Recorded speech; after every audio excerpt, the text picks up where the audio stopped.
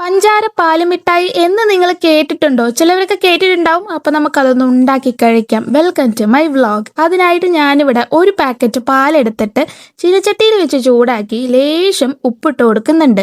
ഇതെന്തിനാന്ന് പറയുകയാണെങ്കിൽ ലേശം ഒന്ന് പിരുത്ത് കിട്ടിയാൽ മതി. പാല് ഒരുപാട് പിരിപ്പിക്കണ്ട, ലേശം.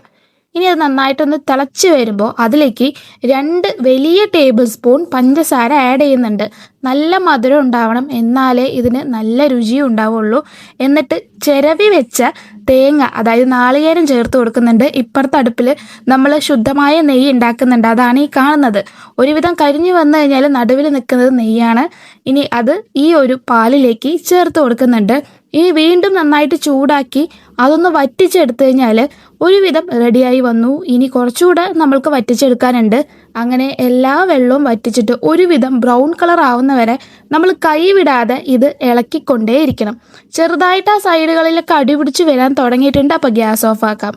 അങ്ങനെ ഇതിനെ ഉണ്ട പിടിച്ചു കഴിഞ്ഞാൽ സാധനം റെഡിയായി. അടിപൊളി ടേസ്റ്റാണ്. ആ ഒരു സ്വീറ്റ്നെസ് ഉണ്ടല്ലോ, അത് പറഞ്ഞറിയിക്കാൻ വയ്യ. പിന്നെ പാലിൻ്റെ രുചിയും. ഇതാണ് പഞ്ചാര പാലുമിഠായി.